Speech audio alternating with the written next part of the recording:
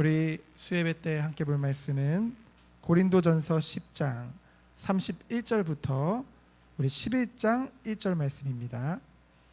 우리 10장 31절부터 11장 1절까지 우리 4절을 우리 다 같이 합독하도록 하겠습니다. 그런즉 너희가 먹든지 마시든지 무엇을 하든지 다 하나님의 영광을 위하여 하라. 유대인에게나 헬라인에게나 하나님의 교회에나 거치는 자가 되지 말고 나와 같이 모든 일에 모든 사람을 기쁘게 하여 자신의 유익을 구하지 아니하고 많은 사람의 유익을 구하여 그들로 구원을 받게 하라.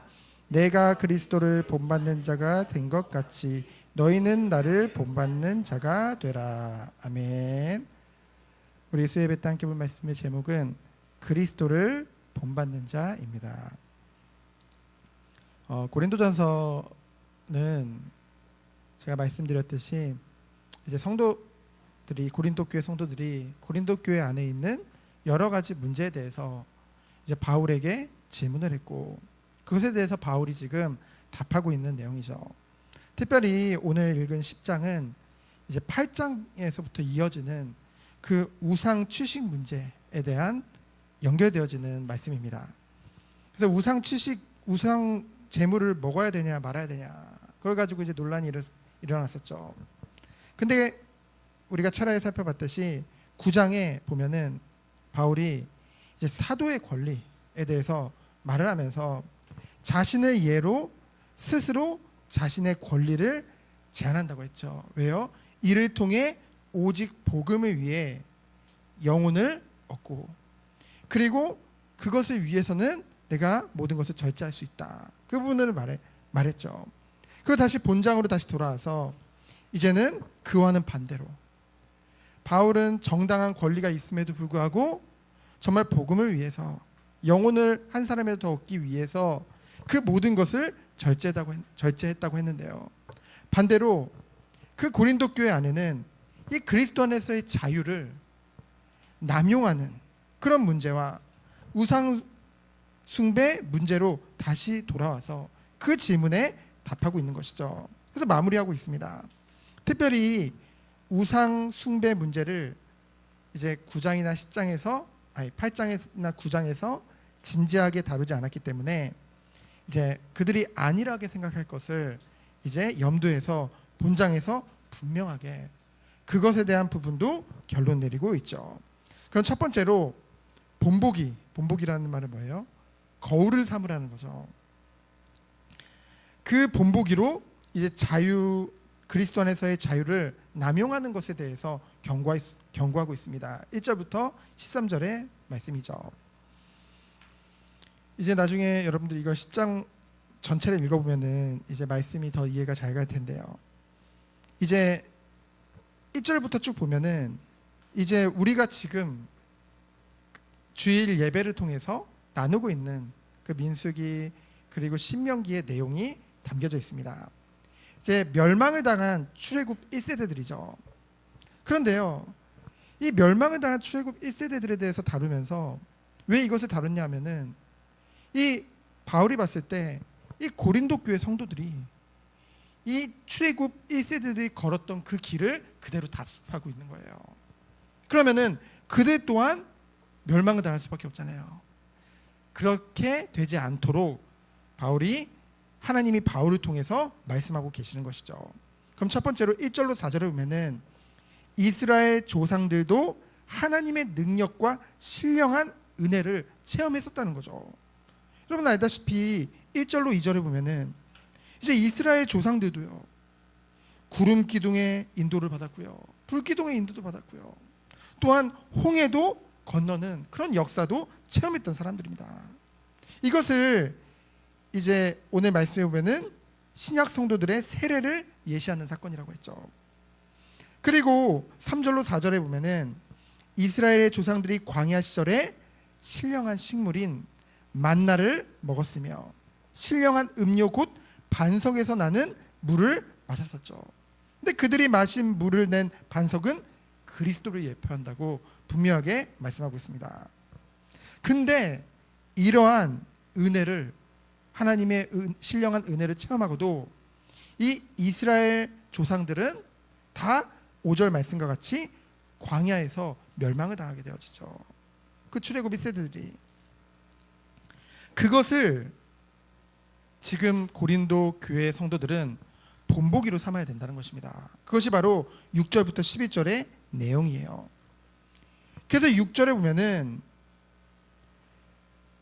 이런 일은 우리의 본보기가 되어 우리로 하여금 그들이 악을 즐겨한 것 같이 즐겨하는 자가 되지 않게 하려 함이니. 그러면서 7절에 보면은 우상 숭배하지 말라고 했죠. 우상 숭배하는 자들 어떻게 됐습니까? 노래하며 뛰논다는 것은 이제 모세가 잠시 하나님의 그 십계명을 받으려고, 그 율법을 받으려고 올라간 그 사이에 모세가 내려오는 것이 더뎌지니까 남아있는 이스라엘 백성들이 어떻게 했어요? 그들의 금귀걸이, 금반지 모든 것을 다 모아다가 그것으로 황금 송아지를 만들어서 우상 숭배를 했죠. 그로 인해서 많은 자들이 죽임을 당하게 되잖아요. 그것을 말씀하고 있습니다. 이와 같이 우상 숭배하는 자가 되지 말아라. 왜냐하면은 이 고린도 지역이라는 곳이 12개의 신전이 있었다고 했잖아요. 거대한 신전입니다. 거기에서 온갖 하나의 그냥 문화가 돼버렸어요. 그 우상이라는 그런 인식조차 없을 만큼. 그렇기 때문에 너희들은 경계하며 삼가 우상 숭배하지 말라. 그리고 8절 보면은 음행하지 말라고 했죠. 민수기 25장 사건이 기억나십니까? 이제 모압의 여인들과 함께 그 바알부를 경배했잖아요. 그 장면 기억나시죠? 그로 인해서 연병이 돌아서 무려 2만 4천 명이나 죽임을 당하게 되어지죠. 그것을 본보기 삼으라는 것입니다. 그러면서 9절에 보면은 주를 시험하지 말라는 것은 민수기 21장에 보면은 이제 에돔의 땅이 최단 거리였어요. 이 가나안으로 갈 수 있는. 근데 하나님께서 모세를 통해서 그 에돔 길을 놔두고 멀고 험한 그 광야 길로 좀 돌아가라는 거예요. 그랬더니 이스라엘 백성들이 어떻게 했어요? 마음이 상했어요. 그래가지고 뭐라고 말을 했냐면요, 불평하기를 왜 우리를 애굽에서 인도해내서 이 광야에서 다 죽게 하려고 하느냐.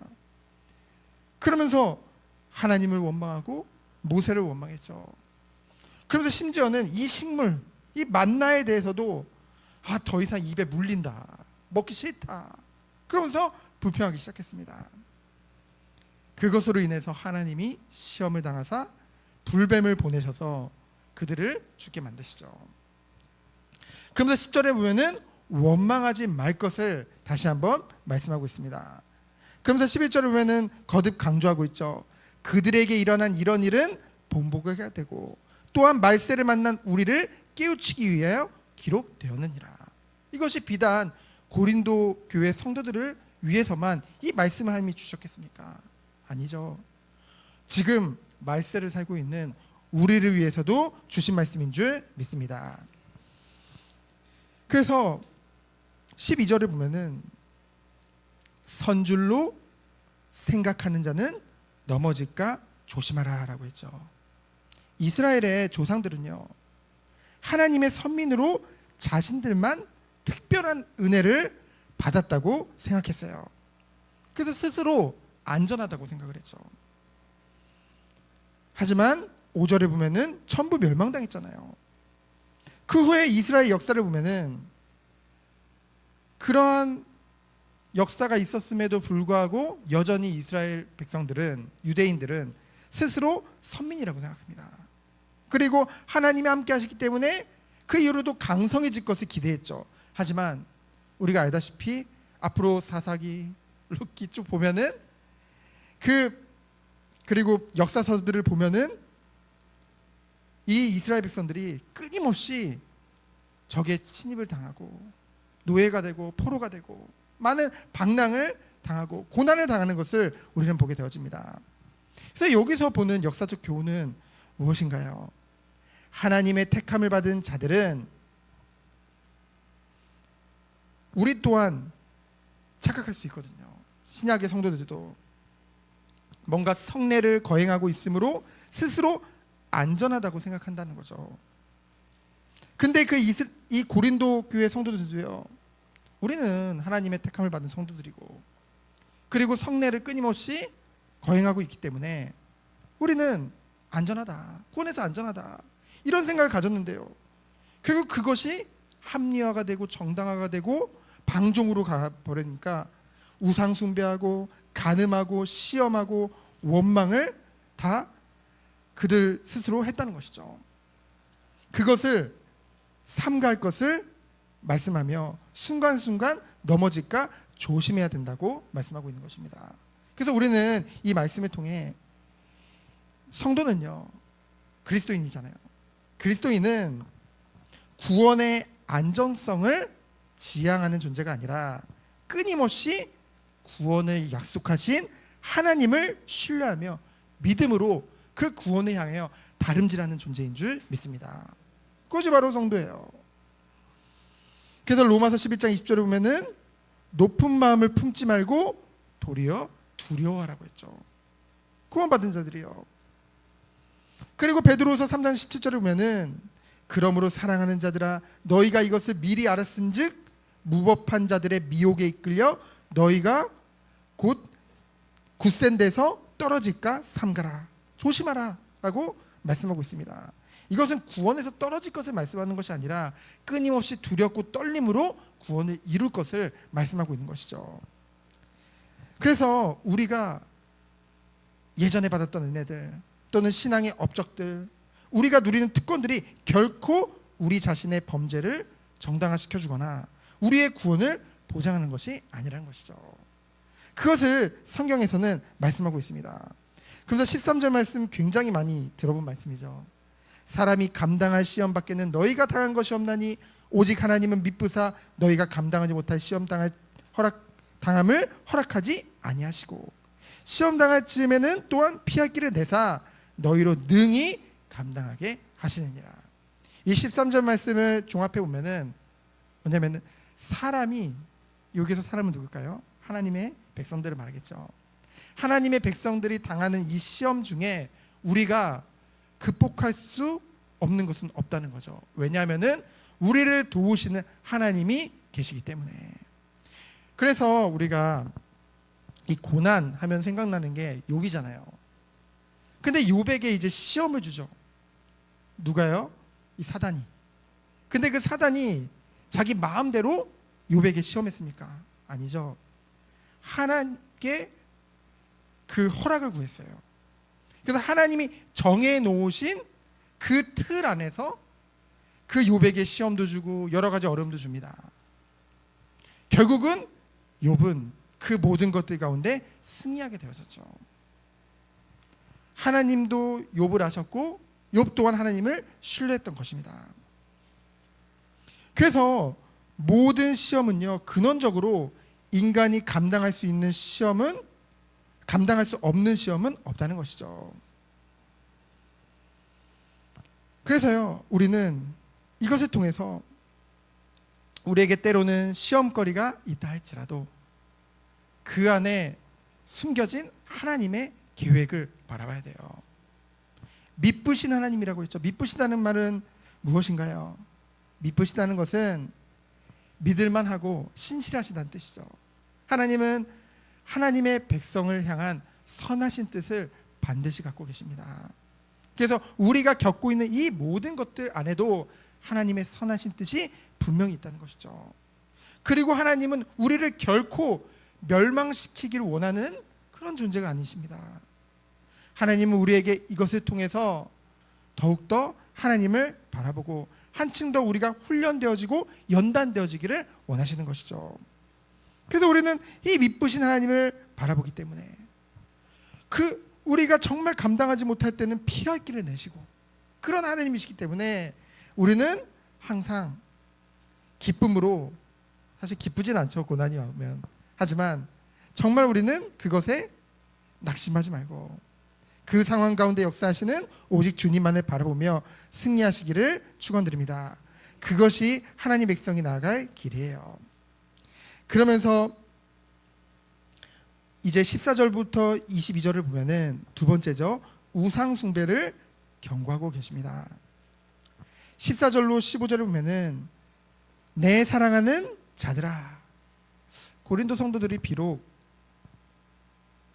그 시대에 정말로 하나님 앞에 죄도 많이 지은 것 같고 아직 성화되어지지 못했기 때문에 육신의 정욕을 따라서 많은 범죄를 일으켰지만은 여전히 바울은 고백하고 있는 것입니다.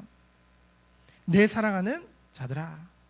저 바울이 비록 그 고린도 교회 성도들이 연약해서 때로는 악해서 그렇게 많은 범죄를 저지르고 있지만은 그렇다 할지라도 이 바울의 그 발걸음을 통한 그 전도를 통해 맺어진 열매들이잖아요.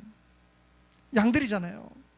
목자는 어떠한 순간에도 그 양을 미워할 수 없는 것이죠. 죄는 미워하되 그 사람은 미워할 수 없는 것입니다. 그래서 그들을 향해 내 사랑하는 자들아. 그러면서 15절에 보면은 나는 지혜 있는 자들에게 말한 것 같이 하노니 너희는 내가 이르는 말을 스스로 판단하라. 이 말은 내가 지금 말하는 것을 충분히 이해할 만한 지혜가 너희에게 있음을 나는 안다. 그것을 지금 말하고 있는 것이죠. 그러면서 16절로 17절에 보면은 그리스도와 연합됨을 의미하는 그 성찬의 의미에 대해서 말씀하고 있습니다. 그래서 16절을 보면요,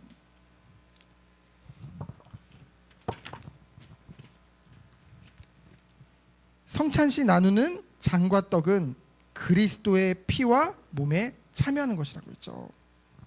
그래서 떡이 하나이며 성도들은 하나의 떡을 나누었으므로 결국은 한 몸이라는 거예요. 성도들은 한 몸이죠. 그리스도 안에서. 하지만 18절로 20절에 보면은 이방인의 제사와 제물에 참여하는 것은 곧 귀신과 연합하는 것이라고 분명하게 말씀하고 있습니다. 18절에 보면은 육신에 따라 난 이스라엘을 보라. 그 유대인을 보라는 거죠. 유대인들이 제물을 먹는 자들이 제단에 참여하는 자들이 아니냐. 이제 유대인들도 그 하나님 앞에 제사를 드릴 때 그곳에 참여함으로 그 하나님 앞에 하나님을 섬기는 그런 의미가 담겨 있었거든요. 그런즉 내가 무엇을 말하느냐? 우상의 제물은 무엇이며 우상은 무엇이냐? 그 제물이나 우상 그거 다 헛것이라는 거죠.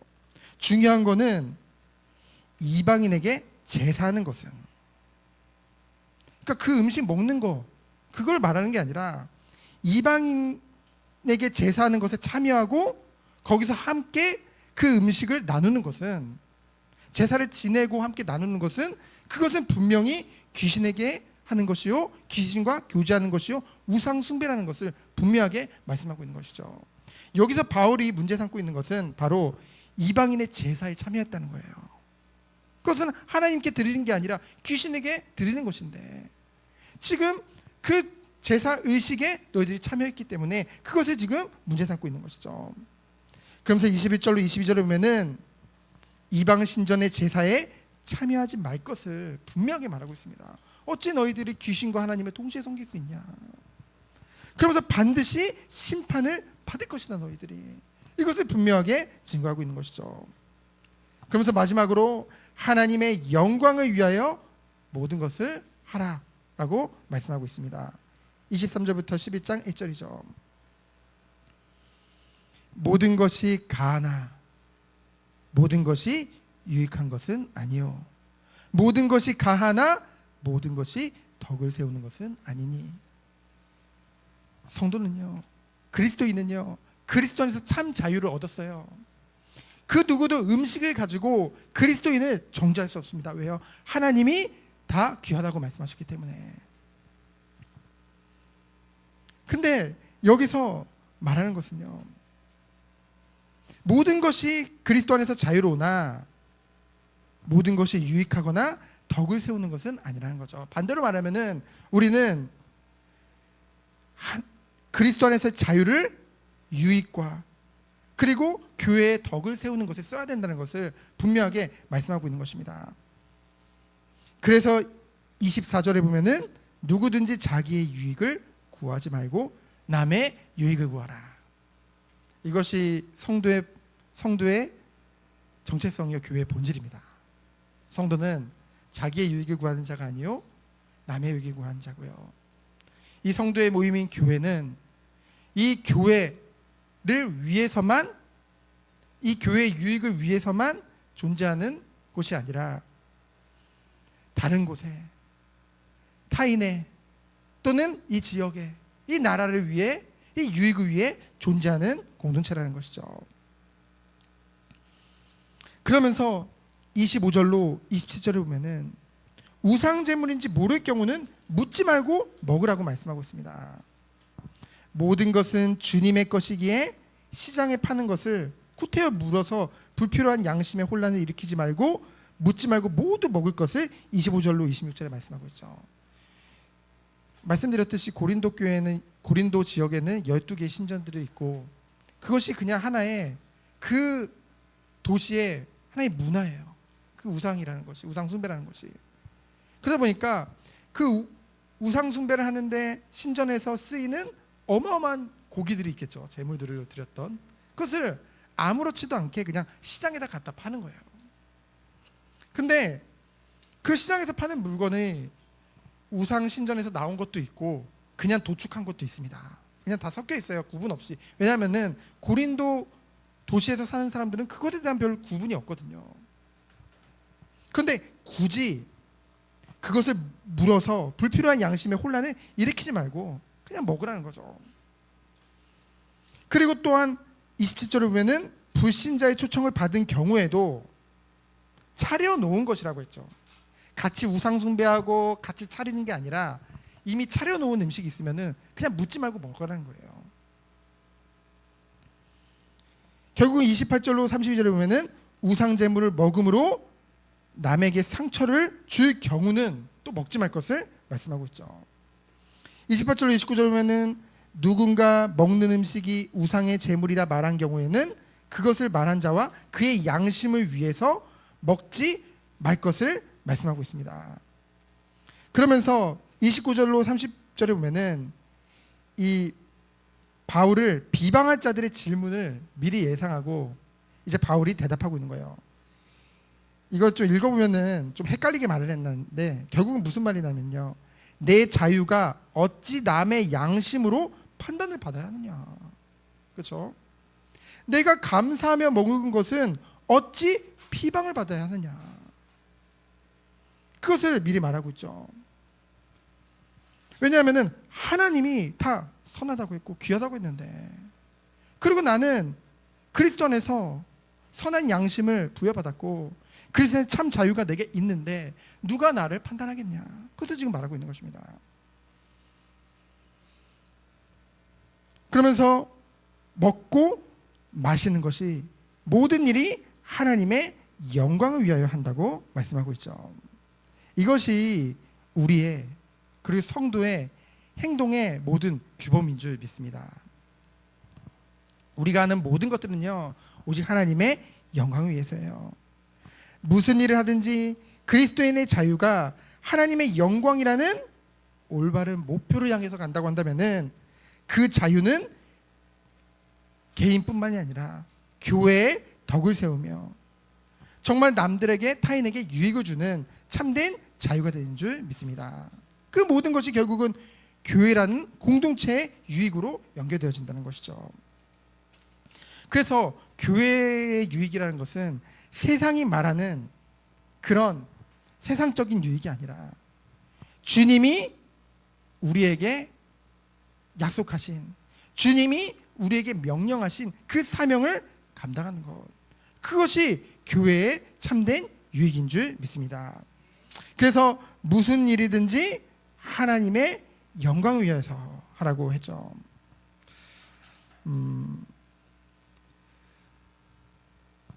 하나님께서 우리에게 원하시는 것이 바로 이러한 것입니다. 무슨 일을 하든지 하나님의 영광을 위해서 해라. 지상의 모든 그리스도인의 사고와 행동을 규정짓는 최고의 절대적 기준이 바로 하나님의 영광을 위해서 한다는 것이죠. 그래서 베드로전서 4장 11절에 보면은 만일 누가 말하려면 하나님의 말씀을 하는 것 같이 하고 누가 봉사하려면 하나님이 공급하시는 힘으로 하는 것 같이 하라. 이는 범사에 예수 그리스도로 말미암아 하나님이 영광을 받으시게 하려 함이니 그에게 영광과 권능이 세세 무궁하도록 있느니라. 아멘. 모든 것을 하나님의 영광을 위해서 하는 것이죠. 그러면서 10장 33절부터 12장 1절을 보면은요, 이제 바울이 이러한 고백을 할 때 저는 도전이 됩니다. 바울이 뭐라고 말을 하고 있나요? 33절에 보면은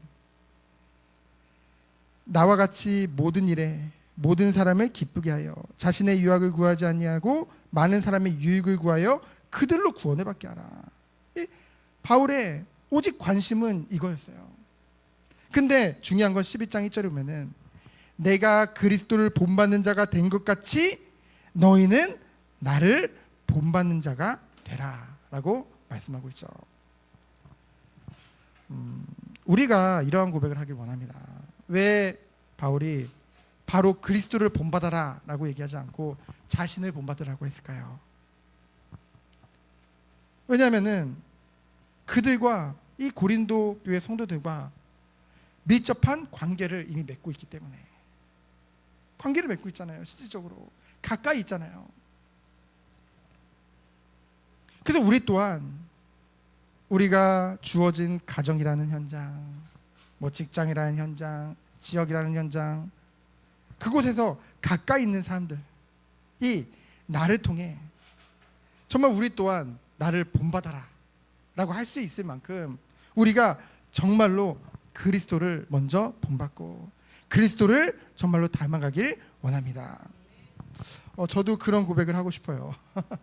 우리 정원교회 선생님들 보고 나를 본받으라. 이거는 저에 대한 교만이 아니라 그만큼 주님을 더욱더 누리고 싶고 정말로 주님이 가신 그 길을 정말로 제가 따라가길 원합니다. 그러기 위해서는 우리가 날마다 예배를 통해서 자기를 부인하고 자기 십자가를 지고 오직 주님만을 따라야겠죠. 그래서 이것이 오늘 말씀의 결론입니다. 가까이 있는 나를 통해서 주님의 영광을 보도록 나의 모든 하는 것들이, 내가 하는 모든 것들이 오직 하나님의 영광을 위해서 올려드릴 수 있도록, 그리고 나의 삶이 내 개인의 인생에서 끝나는 것이 아니라 나와 관계된 모든 자들에게 참된 유익을 주는 삶이 되게 하여 주옵소서. 그리고 우리 교회가 우리 교회만을 위한 교회가 아니라 정말 주님이 약속하신 하나님을 사랑하고 이웃을 사랑하고 정말로 우리가 기도하듯이 섬기지 또한 섬길 수 있는 그런 교회가 되어질 수 있도록, 빛과 소금의 역할을 하는 교회가 되어질 수 있도록 이 은혜와 이 축복이 우리 모든 성도님들이 있기를 예수 그리스도 이름으로 축원드립니다. 시간 기도합니다. 하나님 감사합니다. 오직 주님만을 바라보며 주님께만 영광 돌리는 우리 모든 성도님들로 주께서 축복하여 주옵소서. 살아계신 예수 그리스도 이름으로 기도합니다. 아멘.